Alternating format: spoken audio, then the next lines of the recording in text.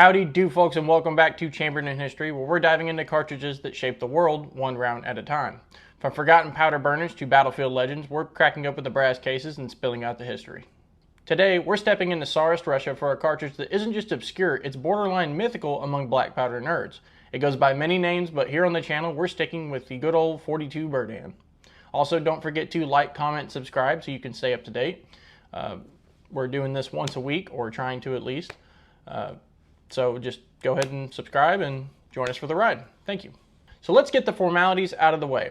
This cartridge is officially known as the 42 Berdan, the 10.67 by 57 millimeter R, the 10.6 by 58 millimeter R, and also some say that it is the 10.75 by 58 millimeter R. I wouldn't trust that last one though, it's very debatable. So just stick with the 42 Berdan or 10.67 by 57 millimeter R.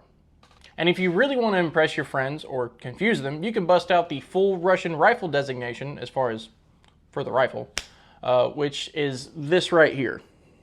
Yeah, that's a long one. Which translates to 4.2 line infantry rifle of 1868, which I know that's the rifle designation, but it's, you know, they call it the 4.2 line, so I figured that's kind of what they call it. I'm sure they go by the 10.67 by 57 millimeter R, but, you know, that's the rifle designation, which phonetically rolls off the tongue like this. Четыре точка два линейная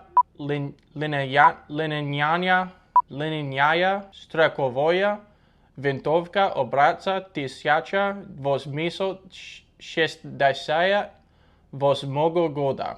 And as you can tell, it rolls off of my tongue about as smooth as drinking black powder straight.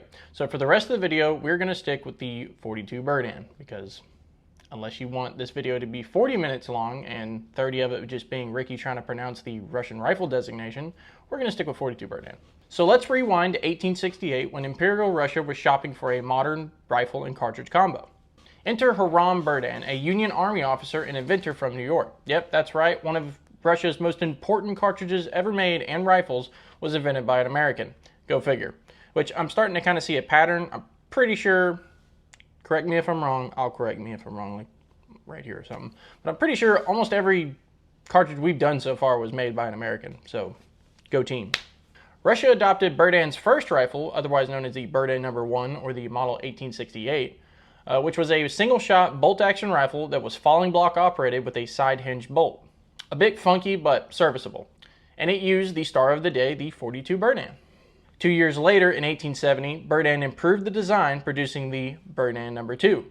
It simplified the bolt, reduced parts, and even kept the same cartridge. This newer rifle, otherwise known as the M1870, would become the standard issue infantry weapon for the Russian army for the next 2 decades. So just to set the record straight, this cartridge was first used in the Berdan No. 1 in 1868, which was when it was invented, and then it was made famous in 1870 with the Berdan No. 2, which was mass-produced. A lot of sources will tell you that it was invented in, or it was first used in the Berdan No. 2. That's not true. It was first used in the Berdan No. 1. It just wasn't very popular yet. That's a detail that gets muddied a lot, but now you got the full picture. So let's get nerdy for a second. Don't worry though, we're avoiding any bad Wikipedia information here. The 42 Berdan cartridge was a rimmed bottleneck centerfire case, bullet diameter of about 10.67 or 0.42 inches, a case length of 57 millimeters, an overall length of around 70 millimeters, a typical bullet weight of 370 to 385 grains, give or take, a powder charge of around 77 grains of powder, a muzzle velocity of between 1350 and 1400 feet per second, and an effective range of around 300 to 400 yards, though volley fire could stretch that out a little bit further. The bullet started its life as a paper patch slug, but later designs use lubricated grooves. It had a thick case and rim designed for robust extractions in muddy trenches and frozen tundra of Russia. And yes, it was Berdan Prime, because Berdan made it. So if you ever want to reload one, you're in for some real fun, or frustration, depending on who you ask. Now, if you've been watching the channel for a bit, this cartridge might ring a bell, at least visually. Back in our episode on the 577 Snider, we talked about the British transition to big bore black powder centerfire cartridges.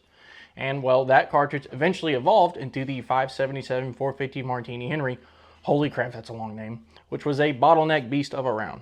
Well, in my opinion, the 42 Berdan bears a passing resemblance to the 5.77 450 Martini Henry. And they have quite a few similarities, actually. And although the Berdan came first, they were both kind of similar in that they were big bore, black powder, rimmed and bottleneck, and similar shapes, in my opinion. They were both used in single-shot rifles for their respective militaries. And obviously they were both using lead bullets and brass cases. So I just thought that was cool and thought I would connect the lines between my two videos. We'll be doing the video on the 5.77 450 Martini Henry here soon, but yeah, I just wanted to get across the point that they look similar to me. It's almost like they were cousins on opposite sides of an empire line, one marching through Central Asia, the other one marching through the Khyber Pass. So what did the Russians do with this cartridge? Well, a lot, actually. Once the Berdan II was officially adopted in 1870, it saw production in massive quantities. An estimated 3 million rifles were produced shortly after it was adopted. And they were all chambered in the .42 Berdan cartridge. It was used in the Russo-Turkish War of 1877 to 1878, countless Central Asia campaigns, colonial policing across the empire, and even remained in training and reserve roles well into World War I. The cartridge had earned quite the reputation for having some serious knockdown power, being pretty accurate for the day, and being very robust and dependable even in brutal Russian conditions. Now, it wasn't perfect. It kicked like a mule, it fouled up quickly, and it was kind of slow to reload. I mean, they were using a single shot, but again, comparing that to a muzzleloader, sure, but we're getting past that now, so we're kind of raising our standards. But it did serve Russia through one of the most transformative periods in its military's history. Now, here's a little known fact. The .42 Berdan wasn't just a Russian thing. Russia exported Berdan rifles to allies and client states across the Balkans and beyond. The cartridge saw use in Serbia, Bulgaria, Romania, Ethiopia, China, and others. In some cases, Russia sent them as aid or surplus, and others they were sold commercially or licensed for local production.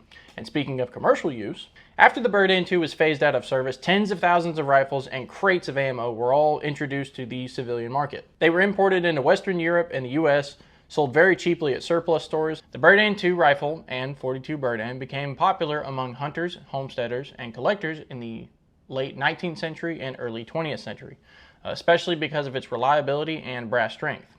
Now, what were the downside, you might be asking? Well, that pesky little Berdan primer. Reloaders in the US, more used to the boxer-style prime cases, often found them very annoying to try to reload or just threw them away entirely.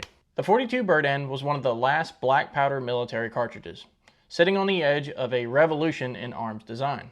Within just 20 years of its adoption, militaries across Europe were moving to smaller calibers, higher velocities, smokeless powder, and repeating rifles. Now, Russia would eventually make that jump in 1891 with the 7.62 by 54mm R in the new Mosin Nagant. Now, calm down. I know I just said two really awesome things and you're getting excited, but we have to wait. We have a while till then. It's 20 years. There's a lot of cartridges that have been made in the last 20 years, well, in those 20 years. So I know it's exciting, but we'll get there eventually, I promise. I'm just as excited as you are. But in many ways, the .42 Berdan set the stage. It proved that centerfire cartridges could be mass-produced, they could be issued to troops across a massive empire, and also that they could perform reliably in brutal battle conditions. It was, in a sense, Russia's answer to America's 4570, big, black powder, and battlefield proven. And while I know it technically came out before the 4570, so it's kind of hard to make it the answer of it, but you know what I mean.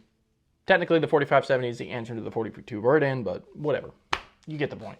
Today, the .42 Berdan is a favorite among military surplus collectors, obscure cartridge collectors, black powder shooters, and cartridge historians like you and me.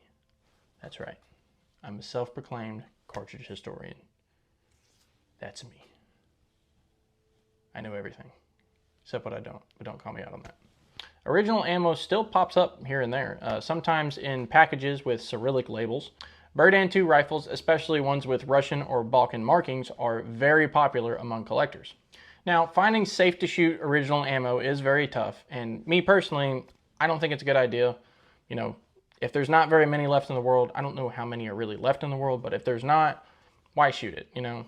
Just go make more if you can. And some people do, with slug molds, homemade priming tools, and some people have even converted them to boxer primed rounds, which Makes it easier on them to reload them after that, which I think is pretty smart, so that's pretty cool. Now, it's not for the faint of heart, but it is a cartridge with a soul.